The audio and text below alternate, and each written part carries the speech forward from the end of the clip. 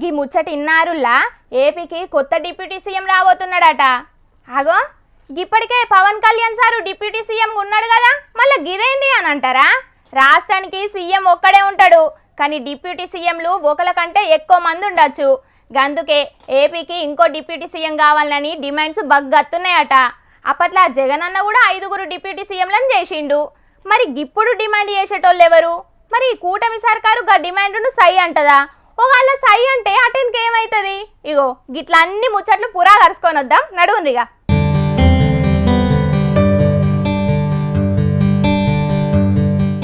ఇయ్యల్ల పెద్దెన్టీఆర్ వర్ధంతని వైఎస్ఆర్ జిల్లా మైదుకూర్ల సభ పెట్టిండ్రు సైకిల్ పాటోళ్ళు. గా సభకు సీఎం చంద్రబాబు సార్ వచ్చిండు. ఇక గాడనే TDP politburo member Srinivas Reddy sir గీ తీరుగా మాట్లాడిండు. మాకొక కోరిక సార్, 43 సంవత్సరాల్లో తెలుగుదేశం పార్టీ ఆవిర్భవించిన తర్వాత 3వ తరం నేత మన పార్టీలోకి వచ్చారు, నారా లోకేష్ గారు. మరి పార్టీకి భవిష్యత్తులో యువతకు ఒక భరోసా ఇవ్వాలన్నా, పార్టీకి భరోసా ఇవ్వాలన్నా నారా లోకేష్ గారిని డిప్యూటీ సీఎం గా ప్రమోట్ చేయాలని చెప్పి మేమందరం కూడా కోరుకుంటున్నాం సార్. ఇన్నారులా సైకిల్ పార్టీ ఇంకా ముంగటికి పోవాలన్నా, యూత్కు భరోసా ఇవ్వాలన్నా ఐటీ విద్యాశాఖ మంత్రి ఉన్న లోకేష్ అన్నను డిప్యూటీ సీఎం చేయాలన్నట. ఆయన ఈ రోజు ఐటీ రంగానికి గాని, పారిశ్రామిక రంగానికి గాని, అనేక సంస్థలు రాష్ట్రానికి తీసుకొచ్చే దాంట్లో గాని ఆయన చేస్తున్న కృషిని ప్రజలందరూ గమనిస్తున్నాం. ఆయనను మరింత ఎలివేట్ చేసి పార్టీకి ఉజ్వల భవిష్యత్తు విధంగా తమరు చేస్తారని ఆశిస్తూ, లోకేష్ అన్న టాలెంట్ ఏందో అందరికీ తెలుసు.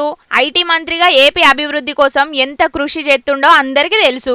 అందుకే అందరూ కోరుకున్నట్టు లోకేష్ అన్నను డిప్యూటీ సీఎం చేయాలని అంటున్నాడు. ఇది గీనొక్కని కోరిక కాదట, సైకిల్ పార్టీలో చాలా మంది గిదే డిమాండ్ చేస్తున్నారట లోకేష్ అన్నను జల్దిన డిప్యూటీ సీఎం చేయాలని. ఎందుకంటే గీ నడుమ చాలా జాగల్లా పవన్ కళ్యాణ్ సారు ముంగటికొచ్చి చాలా పనులు చేస్తుండే వరకు బగ్గనే హైలైట్ అవుతున్నాడు. మరి మన లోకేష్ అన్న పరిస్థితి ఏంది, పార్టీ పరిస్థితి ఏంది? అందుకే గాయనను కూడా డిప్యూటీ సీఎం చేస్తేనే ఇటు లోకేష్ అన్నకు అటు సైకిల్ పార్టీ భవిష్యత్తుకు భరోసా ఉంటదని అందరూ అనుకుంటున్నారట. మరి గీ ముచ్చట మీద సీఎం చంద్రబాబు సారు ఏం నిర్ణయం తీసుకుంటాడో గాని గీ ముచ్చట తెలిసి కొందరు ఏమేమో మాట్లాడుకుంటున్నారు. అయిపోయింది ఇక కూటమిలా కుమ్ములాటలు షురువు కాబోతున్నాయి. పవన్ కళ్యాణ్ సార్ మీదున్న గౌరవంతోనే డిప్యూటీ సీఎం పదవిని చంద్రబాబు సారు ఆయన ఒక్కనికే ఇచ్చిండు. ఇక ఇప్పుడు లోకేష్ అన్నను కూడా డిప్యూటీ సీఎం గా చేయమంటే పవన్ సారు హట్ అయ్యి కూటమిలోకి వెళ్ళి ఖచ్చితంగా బయటికి వస్తాడు అని కొందరు అంటుంటే, లోకేష్ అన్నను డిప్యూటీ సీఎం చేస్తే మోదీ సారు పవన్ సార్ కు కేంద్రంలో మంత్రి పదవి ఇస్తాడని ఇంకొందరు అంటున్నారు. మరిగా ఈ ముచ్చట మీద కూటమోళ్ళు ఏం నిర్ణయం తీసుకుంటారో, పవన్ కళ్యాణ్ సారు ఏమంటాడో చూడాలే. మరి నీ అవ్వ పవన్ కళ్యాణ్ సారు పోయిన కాడ అందరూ సీఎం సీఎం అని వదులుతుంటే ఆఖరుకు ఆయనకున్న డిప్యూటీ సీఎం పదవినే ఇంకోలకు వంచే కథ అవుతున్నది కదా అని జన సైనికులు ఎంత రంది పడుతున్నారో పోన్రి. 26 జనవరికి కొత్త రేషన్ కార్డులు ఇస్తామని సర్కారు వాళ్ళు ఇప్పటికే చెప్పిండ్రు కదా. ఇక ఊళ్ళల్లో రేషన్ కార్డుల కోసం లిస్టులు కూడా తయారవుతున్నాయి. లిస్టులలో మా పేరు రాలేదని చాలా మందే పరిశాన్ అవుతున్నారు. ఇక ఈ కొత్త రేషన్ కార్డుల మీద ఇంకో కొత్త ముచ్చట చెప్పిండు కారుపట్టి ఎమ్మెల్యే హరీష్ రావు సారు. మరి అదేందో మనం కూడా చూద్దాం పాండ్రి. దేవుళ్ళ మీద ఒట్లు పెట్టి మోసం చేసింది చాలదన్నట్టు ఇప్పుడు 26 జనవరి రాజ్యాంగ దినోత్సవం రోజు ప్రారంభించే పలు అభివృద్ధి కార్యక్రమాల్లో కూడా ప్రజలని మోసం చేయాలని చెప్పి ఈ ప్రభుత్వం ప్రయత్నం చేస్తూ ఉంది. ಹಾಗನಟ 26 జనవరి పేరు మీద షెయ్యి పార్టీ సర్కారోళ్ళు తెలంగాణ పబ్లిక్ ను మోసం చేయాలని చూస్తున్నారట. ఈ ముచ్చట మీదనే హరీష్ రావు సారు సర్కారోళ్లకు బహిరంగ లెటర్ కూడా రాసిండు. రేషన్ కార్డుల విషయంలో రేవంత్ రెడ్డి గారికి ఒక ఓపెన్ లెటర్ కూడా నేను రాస్తా ఉన్నా. I'm releasing this open letter on ration cards. ఈ రేషన్ కార్డ్స్ విషయంలో ఇవాళ రాష్ట్రంలో అన్ని గ్రామాల్లో కూడా ఆందోళనలు జరుగుతూ ఉన్నాయి. ప్రజలు తీవ్రమైనటువంటి ఆవేశాలను సర్వేకి వచ్చిన అధికారుల మీద వెలుబుచ్చుతా ఉన్నారు. పాపం రేవంత్ రెడ్డిది, శాపం అధికారులది అయిపోయింది. ఇన్నరా షెయ్యి పార్టీల నిర్ణయాలతోనే సర్వే చేసే ఆఫీసర్లు కూడా గోసపడుతున్నారట. మొన్న కులగణన సర్వేను బేస్ చేసుకొని కులగణన సర్వేలో ఎవరైతే రేషన్ కార్డు లేదని చెప్పారో ఆ లిస్టును మాత్రమే వీళ్ళు ప్రింట్అవుట్ తీసి గ్రామాలకు పంపిండ్రు. మరి ఇది ఎంతవరకు నిజమో గాని కులగణన సర్వేలో పాల్గొన్నోళ్ల పేర్లే లిస్టులలో రాసి పంపిర్రట సర్కారోళ్ళు. ఆ రోజు కులగణన సర్వే మీరు చేసేటప్పుడు ఇది ఆప్షనల్, బలవంతం లేదు. ఇష్టం ఉన్న వాళ్ళు మాత్రమే సర్వేలో పాల్గొనవచ్చును. మీకు నచ్చిన సమాచారం మాత్రమే ఇవ్వండి. అన్ని ప్రశ్నలకు సమాధానం ఇవ్వకపోవడం మీ ఇష్టం. మీకు నచ్చిన సమాచారం మాత్రమే ఇవ్వండి అని ఆ రోజు ప్రభుత్వం చెప్పింది. మరి ఆ రోజు కులగణన సర్వేలో కొంతమంది పాల్గొనలేదు, కొంతమంది రేషన్ కార్డు ప్రస్తావనదే లేదు. ఇవాళ దాంట్లో మీరు లేరని చెప్పి కోతలు పెట్టడం ఎంతవరకు సమంజసం? కులగణన సర్వేకు రేషన్ కార్డుకు ముడిపెట్టడం ఎందుకు అంటున్నా నేను. అవు కులగణన సర్వేలో ఇష్టం ఉన్నోళ్ళు వివరాలు చెప్పొచ్చు, లేకపోతే లేదని సర్కారోళ్ళే చెప్పిండ్రు. మరిప్పుడు కులగణన ఆధారంగానే రేషన్ కార్డులు ఇస్తామంటే ఏందన్నట్టో కదా. ఆన్లైన్లో మీ సేవలు అప్లై చేసిన దరఖాస్తులు అలాగే ఉన్నాయి కదా. ఉదాహరణకు నా దగ్గర నా నియోజకవర్గం నంగనూరు మండలం గట్లమల్యాల గ్రామంలో ప్రజాపాలనలో 110 మంది దరఖాస్తులు పెట్టారు. ఇవాళ ఆ ఊరికి 40 మంది మాత్రమే లిస్టు అధికారులకు వచ్చింది. అధికారులను అడిగితే మాకేం తెలియదు సార్, ఇది ప్రజాపాలన దరఖాస్తులు కావు, ఇవి ఆన్లైన్ దరఖాస్తులు కావు, హైదరాబాద్కి వెళ్ళి మాకు ఈ పేర్లు ఇచ్చిండ్రు 40, వీళ్ళు అర్హులా కాదపై కింద చెక్ చేయమన్నారు అంటున్నారు. మరి ఆ 110 మంది ఏం కావాలి? మరి ఇక షెయి పార్టీ సర్కారు మీద ఇంత మాట్లాడుతున్నారు. మీ కారు పార్టీ వాళ్ళు అధికారంలో ఉన్నప్పుడు మీరెన్ని రేషన్ కార్ ఎట్లు ఇచ్చారు సార్ అని అడిగితే గీ మాట చెప్పిండు. నిజంగా చెప్పాలంటే బీఆర్ఎస్ ప్రభుత్వం వచ్చిన తర్వాత 10 ఏళ్ల కాలంలో మేము 6,47,479 రేషన్ కార్డులు ఇచ్చాం. 6,47,479 రేషన్ కార్డులు ఇచ్చాం. ఈ కార్డుల ద్వారా 20,69,033 మంది వ్యక్తులకు అదనంగా రేషన్ ఇచ్చింది బీఆర్ఎస్ ప్రభుత్వం. కానీ కాంగ్రెస్ వాళ్ళు ఏం చేసిండ్రు? బీఆర్ఎస్ వాళ్ళు కార్డులే ఇయ్యలేదని బదనాం చేసిండ్రు. మేము అధికారంలోకి వచ్చినాడు రేషన్ కార్డు పొందాలంటే గ్రామీణ ప్రాంతంలో 60,000 రూపాయల ఇన్కమ్ లిమిట్ ఉండే, పట్టణ ప్రాంతంలో ఇన్కమ్ లిమిటు 1,50,000 ఉండే.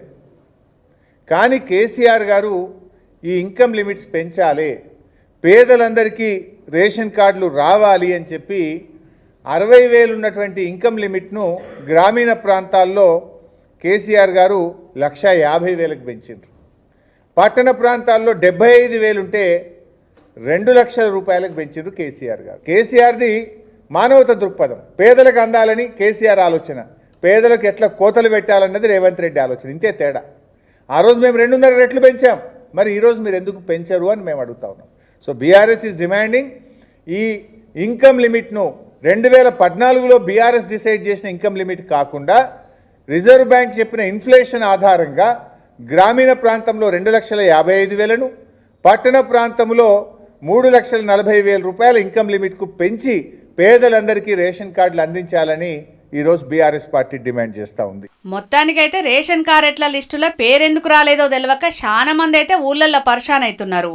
లిస్టులో పేరు లేకపోతే పర్షాన్ కాకుర్రి, మళ్ళా గ్రామ సభలలో దరఖాస్తు పెట్టుకోవచ్చు. రేషన్ కార్డులు ఇచ్చుడనేది నిరంతర ప్రక్రియ అని మంత్రి ఉత్తమ్ కుమార్ సార్ చెప్తున్నాడు. చూడాలి మరి షెయి పార్టీ పాలనలో ఎందరికీ కొత్త రేషన్ కార్డులు రాబోతున్నాయో. ఇక పబ్లిక్ ఇప్పుడు మా రాముల తాత చేయాలి కదా, మరి ఇవాళ ఏం వార్త పట్టుకత్తాడో, ఎవరితోని పంచాదులు పెట్టుకుంటున్నాడో ఓ పరి చూద్దాం పాండ్రి.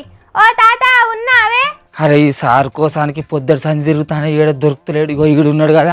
ఓ సారు, ఏంది సారు మా పరిస్థితి ఏంది? ఇదేనా కథ? ఇదేనా పద్ధతి? నేను ఇల్లు తిరుగుతానా కా సారు మీ కోసానికి? ఏంటిదే రాములు షిర్రు బుర్రులాడతానో బాగా, ఏంటి చెప్పు. అవును, ముచ్చటేందో చెప్పకుండా ఎవరి మీద పడితే వాళ్ళ మీద సిందులైతే ఊకుంటారా ముసలాడా? ముచ్చటేందో సక్కగా చెప్పరా? అదు అయ్యో నువ్వు బాగా ఎగరబడితేవేమో ఎలక ముద్దానా? ఆ రాదా ఈ సార్తో మాట్లాడతావా? నువ్వు బాగా మాట్లాడతాను. ఓ సారు, అరే నా ఈ రేషన్ కార్డు లిస్ట్ లో నా మనవని పేరు రాలేదు సారు, జర దండం పెడతా మంచిగా చూడు సారు, పుణ్యం ఉంటది. మరి లిస్ట్ లో పేరు రాలేదంటే అప్పుడు ప్రజాపాలనలో నీ మనవంది ఆధార్ కార్డును అవి మరి నింపినవా? అరే అన్ని తీర్ల జీరాస్కులు కాగితాలు ఇచ్చి నేను నింపించిన సార్ అంచనా, అయినా కూడా రాలేదా? మరి అయితే మొన్న కులగనప్పుడు నువ్వు ఇంటికాడ లేనట్టున్నావు, అందుకే రాలే కావచ్చు. ఏం మాట్లాడుతున్నావు సారు? ఏమనుకుంటున్నావు నువ్వు? మా మనవాడు హైదరాబాద్ నుంచి ఆటర్ సప్ల సెల్ ఫోన్లో పంపిస్తే అన్ని తీర్ల కాగితాలు వచ్చిన ఆఫీసర్ సార్లకు అన్నిటికీ చూపించిన నేను. మళ్ళీ ఇప్పుడు అది ఇచ్చినవా ఇది ఇచ్చినవా అని కొర్రీలు పెడతాను ఏంది?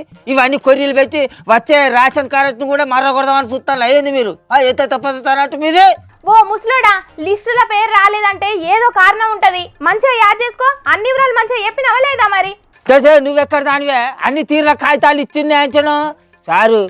మా మనవడు మస్తు కోపిస్తోడు సారు.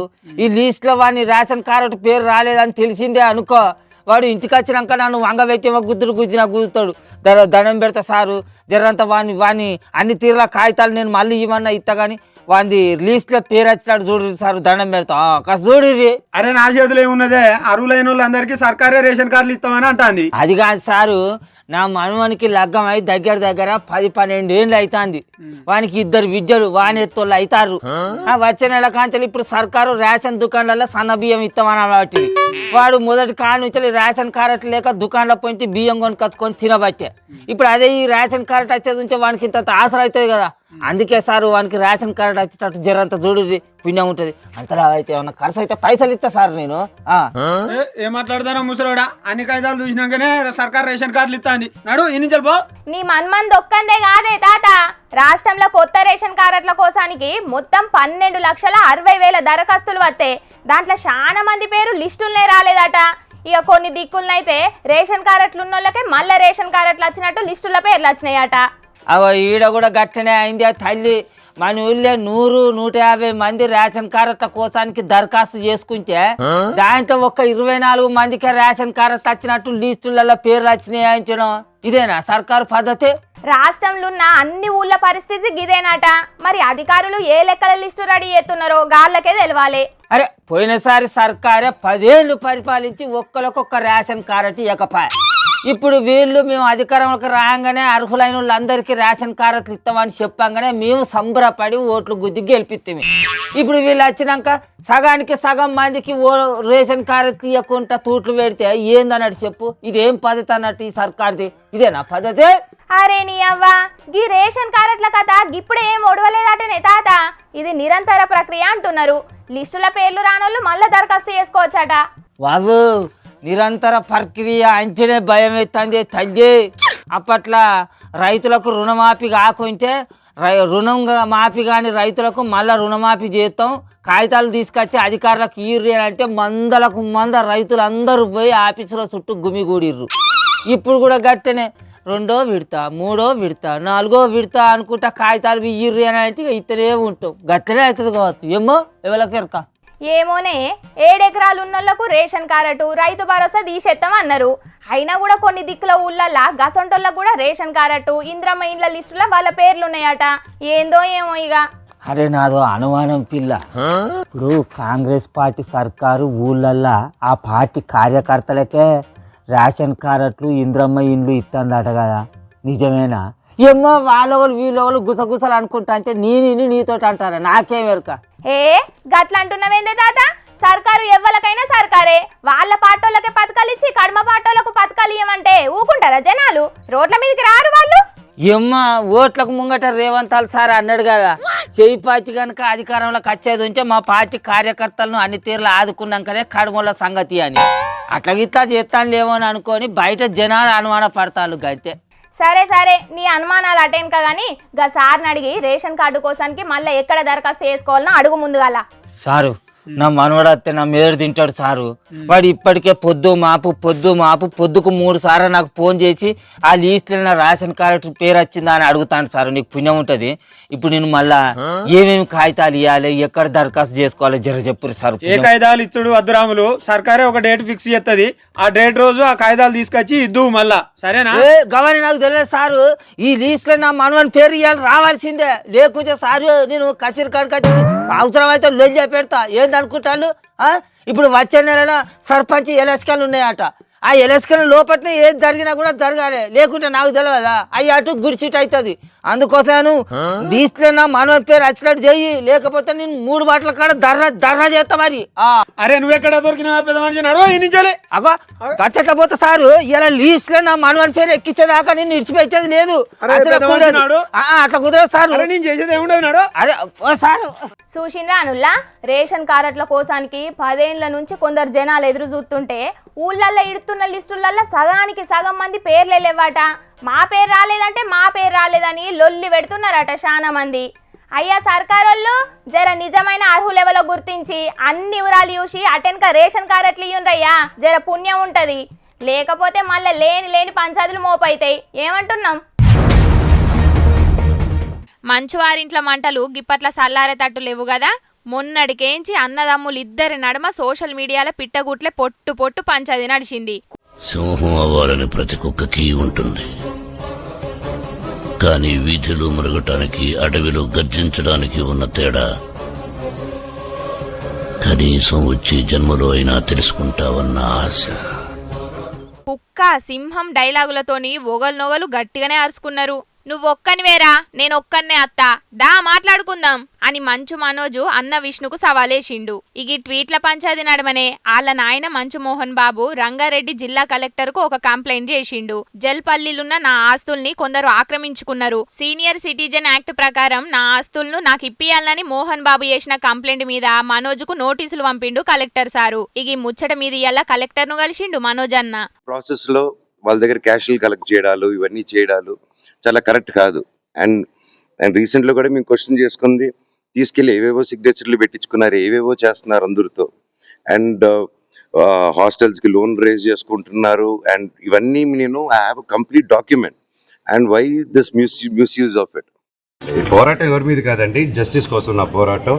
అండ్ దీనికి కూడా ఈ వాట్ ఎవర్ మీరు అడిగిన క్వశ్చన్ కూడా వాట్ ఎవర్ కలెక్టర్ గారు డిసైడ్స్ విల్ ఫాలో దట్. మాకు ఆస్తుల గొడవలేం లేవు. తిరుపతి బల్లె పిల్లగాండ్లకు జరుగుతున్న అన్యాయం గురించే నా పోరాటం. నా మీద ఎన్ని కేసులు పెట్టినా న్యాయం జరిగేదాకా గిట్లనే కొట్లాడతా అన్నాడు హీరో మంచు మనోజ్ అన్న. అసలు ఆస్తుల లొల్లు లేవంటున్నారు, కానీ అన్నదమ్ములిద్దరూ దినాం కొట్లాడుతూనే ఉన్నారు. ఇక నాయన కూడా నా ఆస్తులు నాకు ఇప్పియాలి అని కలెక్టర్ కు కంప్లైంట్ చేసిండాయే. కానీ ఏదున్నా నలుగురు పెద్ద మనుషులను పిలిపించుకొని కూర్చొని మాట్లాడుకోవాలి గాని ఇట్లా పిట్టగుట్లల్లో పంచాది పెట్టుకుంటా రచ్చ చేసుకుంటే ఎట్లా అని అంటున్నారు గిల్ల పంచాదిని చూసినోళ్ళు. కానీ క్రమశిక్షణకు మారు పేరుగుండే మోహన్ బాబు సారింట్లనే గిట్ల క్రమశిక్షణ లేకుండా పంచాదులు పెట్టుకుంటున్నారని సోషల్ మీడియాలోనైతే చాలా మంది ట్రోల్ చేస్తున్నారు. మరి ఇలా పంచాదికి శుభం కారటు ఎప్పుడు పడుతుందో చూడాలే. అవును పబ్లిక్ అన్ని ముచ్చట్లు చెప్పేసినా ఏమన్నా యాద్ మర్చిన్నా? చెప్పేసిన పబ్లిక్ తెచ్చిన కాడికి ముచ్చట్లన్నీ చెప్పేసినులా. ఎట్లున్నాయి? మస్తుగున్నాయిలే. ఇక ఇవుల్లా తాజా పంట సమర్పించు ఇయాల్టి జోర్దార్ వార్తలు. మళ్ళొచ్చే జోర్దార్ వార్తలల్లో మస్తు జోర్దార్గా అందరం కలుసుకుందాం. అప్పటిదాకా చూస్తూనే ఉండుండ్రి హెచ్ఎం టీవీ. అట్లనే ఇంకిన్ని మంచి వార్తల కోసం హెచ్ఎం టీవీ యూట్యూబ్ ఛానల్ను తప్పకుండా సబ్స్క్రైబ్ చేసుకోండి. గిసొంటి ముచ్చట్లు కూడా మస్తుగుంటాయుల్లా. అన్ని ముచ్చట్లు మీ దాకా చేరాలంటే తప్పకుండా గంట కొట్టుండ్రి, లైక్ చేయండి. ఈ ముచ్చట్లను మీ దోస్తులందరికీ షేర్ చేయండి. ఏమంటున్నాం? సరే మరి ఉంటా. టాటా, నమస్తే.